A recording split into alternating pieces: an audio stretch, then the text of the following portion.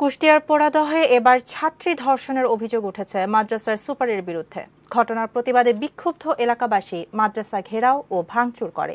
এ ঘটনায় সোমবার রাতে মাদ্রাসার প্রধান মাওলানা আব্দুল কাদেরকে গ্রেফতার করেছে পুলিশ। কুষ্টিয়া প্রতিনিধি শরীফুল ইসলামের পাঠানো তথ্য ও ছবি নিয়ে ডেস্ক রিপোর্ট।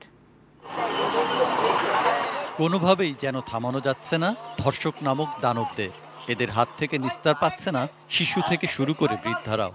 এবার এই ভয়াবহ সামাজিক ব্যাধির শিকার হয়েছে অষ্টম শ্রেণীর এক মাদ্রাসা ছাত্রী।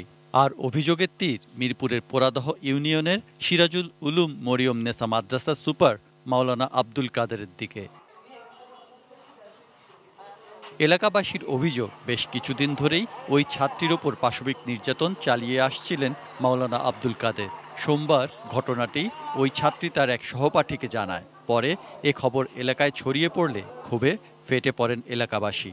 আমরা গ্রামের লোক সবাই মিলে তার দৃষ্টান্তমূলক শাস্তি চাই। এখন আদালতে যে শাস্তি হয় সেই শাস্তিটা দেবেন। আব্দুল কাদেরের দৃষ্টান্তমূলক শাস্তি না হলে মাদ্রাসা ত্যাগের হুমকি দিয়েছে শিক্ষার্থী ও অভিভাবকরা। সুপারের কঠোর শাস্তি দাবি করেছেন নির্যাতিতার বাবা। এই ঘটনা যদি হয়ে থাকে আমরা এই মাদ্রাসায় আর মেয়েরা আর দেবো না। অন্য মেয়ের বাবা আমার কাছে বলে, তারপরে আমরা জানতে পারি যে তোমার মেয়ের সাথে এরকম খারাপ আচরণ। সব মেয়ের বাবাই বিশ্বাস, আপনি হলেও তো বিশ্বাস চাইতেন নাকি? খবর পেয়ে ওই ছাত্রীকে হেফাজতে নিয়েছে পুলিশ।